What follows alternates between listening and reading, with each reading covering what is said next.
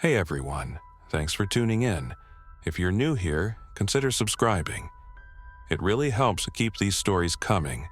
And while you're here, let me know in the comments where you're listening from.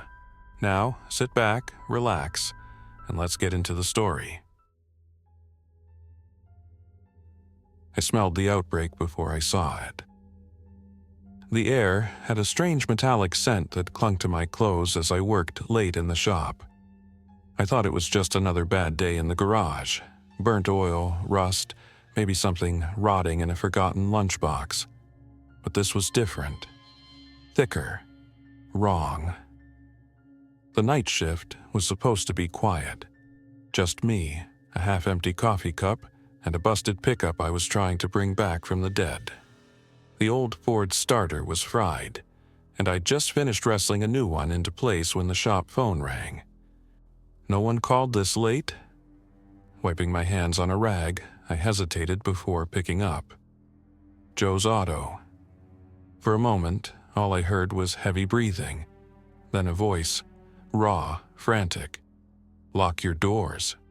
I frowned. "Who is this?" "They're everywhere," the voice rasped. "Don't go outside." A dial tone followed. I stood there, heart thudding. A prank? Some drunk messing around? But something about the call gnawed at me. I walked to the front of the shop, flipping the locks just in case. Through the glass doors, the street looked normal under the flickering orange glow of the lamps. But then I noticed something. A figure stood on the opposite sidewalk, barely visible in the shadows. Not moving, not shifting its weight like a normal person would. Just standing there. Watching. A chill crept up my spine. "Hey!" I called. No response. Then, a sudden, jerky movement. The figure lurched forward, stepping into the light. My stomach twisted. Their clothes were torn, their face pale, eyes clouded over like dead fish. And their mouth, something was dripping from it. My instincts screamed at me to run, but I was frozen in place. The figure twitched, its head snapping toward me with unnatural speed. Then, with a sudden, erratic sprint, it charged the glass. I barely had time to react. The impact shook the doors, smearing something dark against them. The figure clawed at the glass, letting out a low, gurgling sound that sent every hair on my body standing straight up. I staggered back, my mind struggling to process what I was seeing. Then, down the street, another figure appeared. Then another and another. They weren't walking, they were rushing, and they were heading straight for me. The glass shuddered under the weight of the first one. Cracks webbed across the surface as more of them slammed into the doors. Their hands, pale and twisted, clawed at the metal frame, leaving smears of something dark and sticky. I stumbled backward, my pulse hammering. "Think, Joe, think." The garage door was still open in the back. That was my way out, but I needed time. My eyes flicked to the workbench, tools, weapons. Something, anything. I grabbed the first thing I saw, a long-handled wrench. My fingers clenched around the cold metal just as the glass gave way with a shriek. The first one collapsed forward, hitting the floor hard. It didn't stop moving. It pushed itself up, a guttural growl rattling from its throat. I didn't hesitate. I swung the wrench, the impact jolting up my arms. The thing crumpled, but behind it, more of them poured through the shattered doors. Their eyes locked onto me, their bodies twitching and jerking with unnatural energy. I ran. The garage was cluttered with half-fixed cars, spare parts, and oil stains older than me. My boots pounded against the concrete as I sprinted toward the open bay door at the back. I could hear them behind me, feet dragging, bodies slamming into tool carts, growls rising into something hungry. I reached my truck, a beat-up Chevy I'd spent more time fixing than driving. My hands fumbled for the keys in my pocket as I yanked the driver's side door open. Then I saw him. Dale, my boss. He was slumped against the wall near the tool chest, his chest rising and falling in quick, shallow gasps. His overalls were stained, more than just grease. He looked up at me, his face pale, his eyes glassy. "Joe." His voice was barely a whisper. I hesitated. Every instinct screamed at me to get in the truck and floor it, but this was Dale. He gave me my first job, taught me everything I knew. I stepped toward him. What happened? His fingers twitched, bit me. My stomach dropped. Behind me, the growls grew louder. The first of them had reached the truck, slamming into the side panels. I had seconds, maybe less. Dale's lips moved, but the words came out in a rasp. "Don't let me." I knew what he meant. I gritted my teeth, my knuckles white around the wrench. "I'm sorry, Dale." Then I ran. I jumped into the truck, slammed the door, and turned the key. The engine roared to life, but the figures were already clawing at the windows, their faces inches from mine. I threw it into reverse, tires screeching against the concrete as I shot backward out of the garage. Bodies tumbled away from the truck, but more of them swarmed toward me. I didn't look back at Dale. I couldn't. I shifted into drive and floored it, barreling down the empty street, my heart hammering against my ribs. The world was falling apart, and I had no idea where to go. I drove like a maniac. The truck's engine roared as I tore through the empty streets, dodging abandoned cars and debris. The radio was nothing but static. No news, no emergency broadcasts, just silence. My hands were slick with sweat as I gripped the wheel. My mind raced. Where could I go? Home? No. I lived in a small apartment over a liquor store. Too many people, too many ways this could go bad. I needed somewhere defensible, somewhere familiar. Then it hit me. The old salvage yard on the edge of town. It was owned by a guy named Frank, an old-timer who collected more junk than he scrapped.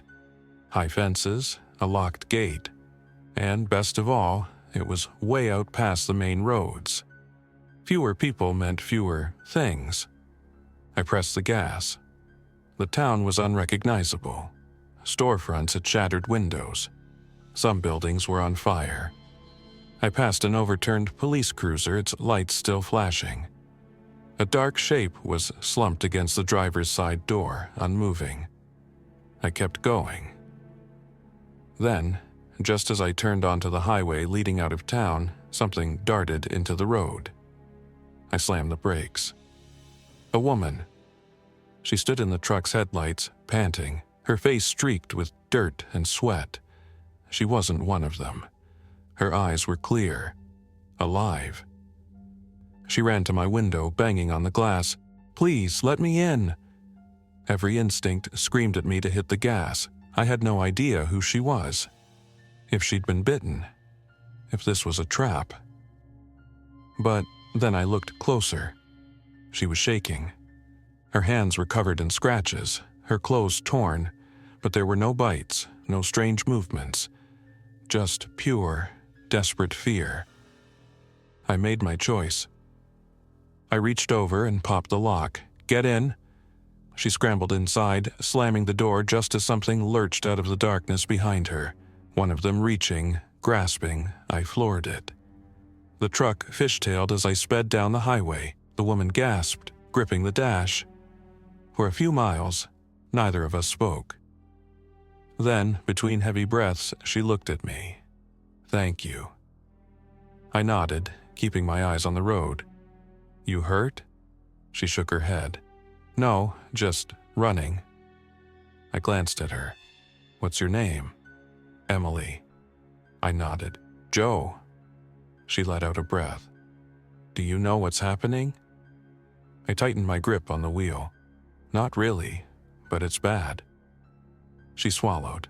I saw my neighbor turn.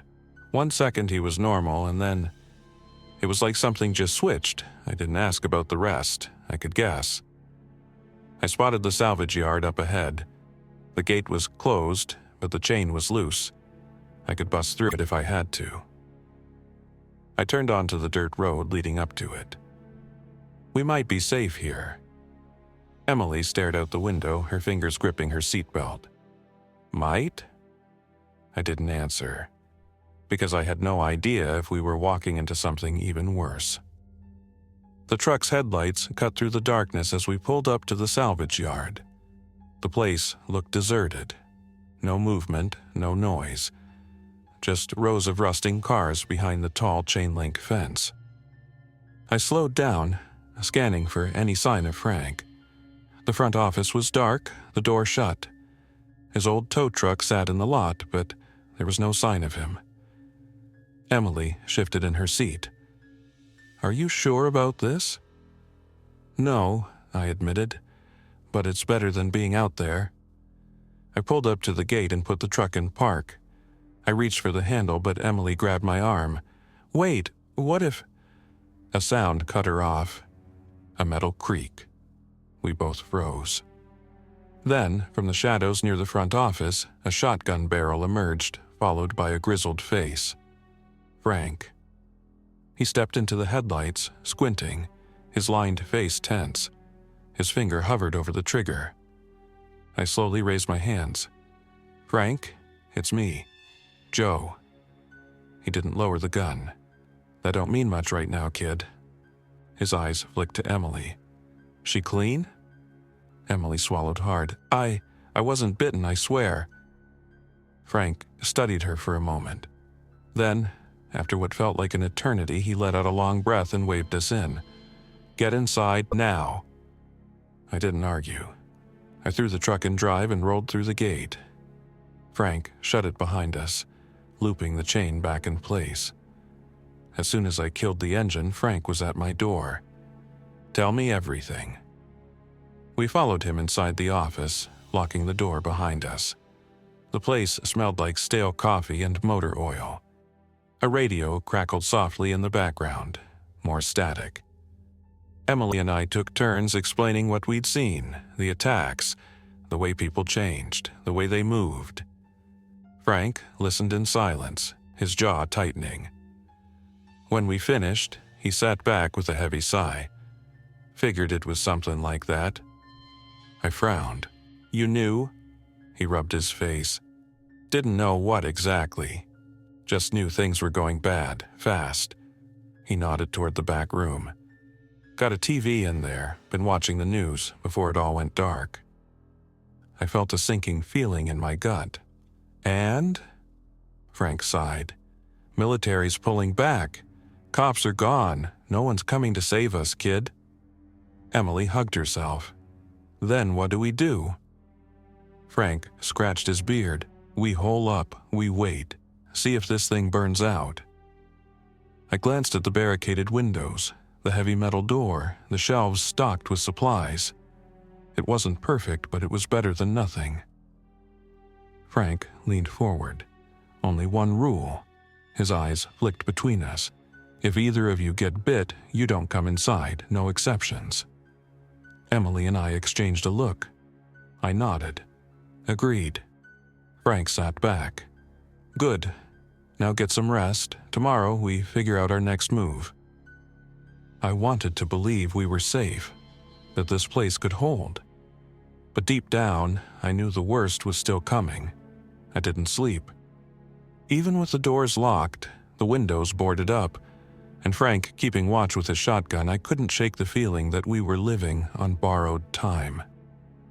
Emily dozed off on the old couch in the office, curled up under a dirty tarp.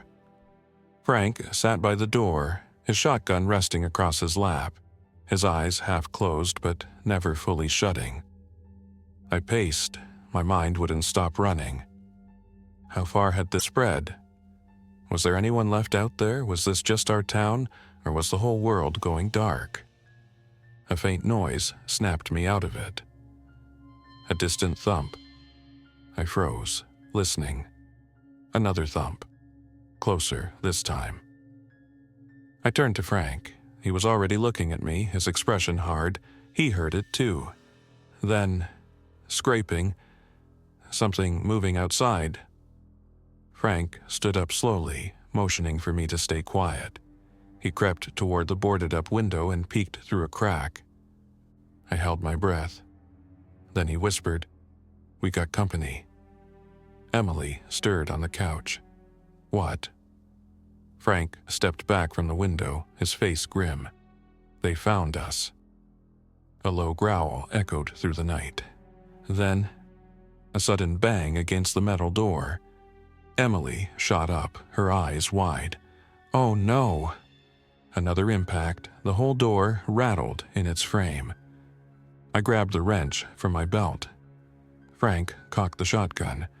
"They ain't getting in easy, but we need to be ready." I swallowed hard.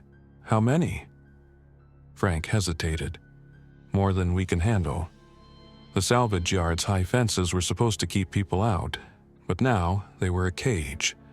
If too many of them piled up outside, we'd be trapped." The banging grew louder. Clawed hands scraped against the walls.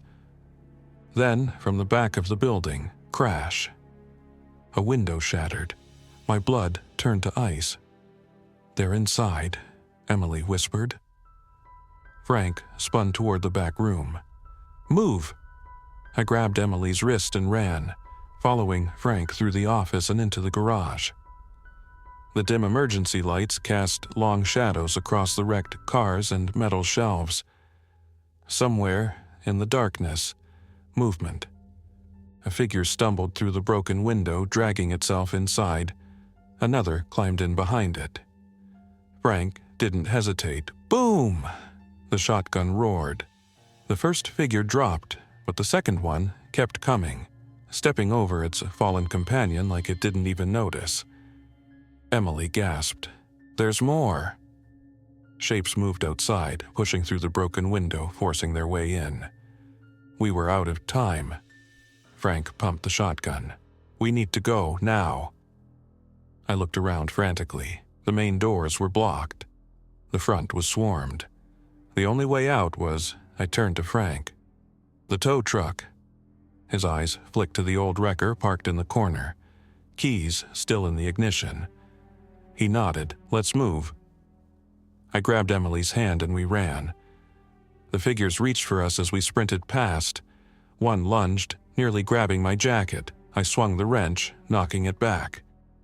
Frank covered us, firing again, the blast echoing through the garage. We reached the truck. I yanked the door open and shoved Emily inside. Frank jumped into the passenger seat. I didn't have time to buckle in. I turned the key. The engine sputtered. No, no, no. A figure slammed against the driver's side window, its mouth opening and closing like a fish out of water. Another grabbed the door handle, yanking at it. The engine caught. I threw it into gear and floored it. The tow truck roared forward, smashing through the garage door. Wood and metal exploded outward as we burst into the night. In the mirror, I saw them spilling out of the building behind us, crawling over each other in a frantic rush to chase us down. I gritted my teeth and pressed the gas. We were alive. But for how much longer? The tow truck thundered down the highway, its old engine straining as I pushed it past its limits. My hands were tight on the wheel, my knuckles white. Emily sat beside me, her chest rising and falling in fast, shallow breaths. Frank was in the back seat, shotgun across his lap, watching the road behind us through the cracked rear window. "They're not following," he muttered. I didn't slow down. My heart still pounded from the escape. I kept replaying it in my head, the broken window, the figures forcing their way in, the way their hands had clawed at the truck as we barreled through the garage door. Emily wiped at her face, shaking. "Where do we go now?" That was the question, wasn't it? The salvage yard was the only place I had in mind, and now it was gone. "We need somewhere defensible," Frank said. "Somewhere away from town." I thought about it. The city was a death trap. The more people, the worse this got. Then I had an idea. The lake, I said. Frank grunted. You thinking that old cabin by Miller's Creek? I nodded. It's remote. One road in, one road out, no neighbors. We could hold out there. Emily looked between us. Do you think it's safe? Frank snorted, nothing safe anymore. But he didn't argue. I kept driving. The city lights faded behind us, replaced by dark, twisting roads cutting through the woods. The moon was out, casting pale light over the trees. For the first time since this nightmare started, the world felt still. Too still. Emily must have felt it too because she whispered, "It's too quiet." Frank shifted in his seat, peering into the tree line. Don't like this. Neither did I. The feeling only got worse the farther we drove. Then, as we rounded a bend, the headlights washed over something in the road. A car. It was sideways across both lanes, its driver's side door wide open. The hood was crumpled, steam rising from the engine. I slowed the truck.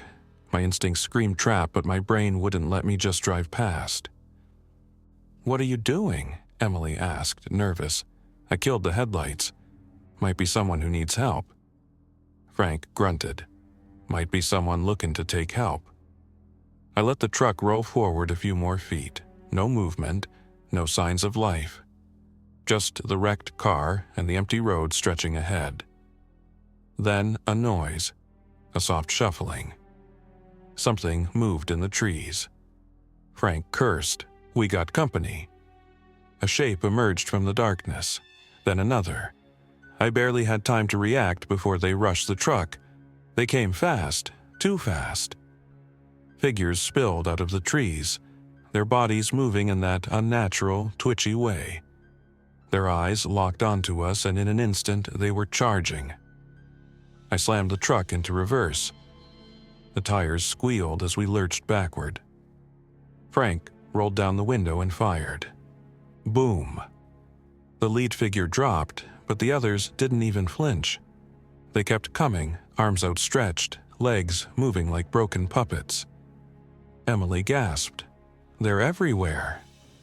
More of them emerged from the trees on both sides of the road. We were boxed in. I spun the wheel, trying to angle around the wrecked car, but one of the figures lunged at the truck, slamming into the driver's side door. Its face was inches from the window, eyes sunken, mouth opening and closing as if trying to form words it had long forgotten. Frank fired again. The figure's head snapped back and it crumpled to the ground. I gritted my teeth and floored it. The truck shot forward, clipping the edge of the wrecked car. Metal screeched as we forced our way past. The impact jolted Emily against the door, but we were moving. One of them managed to grab the passenger's side mirror, its fingers digging into the frame. Emily screamed. Frank didn't hesitate. He leaned out the window, swung the shotgun like a bat, and cracked the thing's skull. It tumbled away into the darkness. The road opened ahead. I pressed the gas, putting as much distance between us and them as possible. For a long moment, none of us spoke. Emily was shaking. Frank exhaled, rubbing his face. "That was close," he muttered. I just nodded, focusing on the road. My hands were shaking, but I forced them to stay steady. Emily swallowed hard. Why are they so fast? Frank didn't answer right away. He just looked out the window, watching the trees rush past. Don't know. Don't want to know. I knew what he meant. Thinking about it wouldn't help. All that mattered was getting to the cabin. The rest of the drive was a blur. I kept checking the mirror, expecting to see more of them chasing us, but the road stayed empty. After what felt like hours, we reached the turnoff, a narrow dirt road leading into the woods. I took it slow, guiding the truck over the rough terrain. Then, finally, we saw it. The cabin. It sat near the edge of the lake, small and worn but still standing. The windows were intact. The door was shut. No signs of movement. I parked the truck and killed the engine. For a long moment, none of us moved. We just sat there, listening. The forest was quiet. Not a good kind of quiet, the kind that felt wrong. Frank loaded more shells into his shotgun. Let's make this fast. I nodded and grabbed the tire iron from the seat. Emily clutched the wrench I'd given her earlier. We stepped out of the truck, moving cautiously toward the cabin. If we were lucky, it was empty.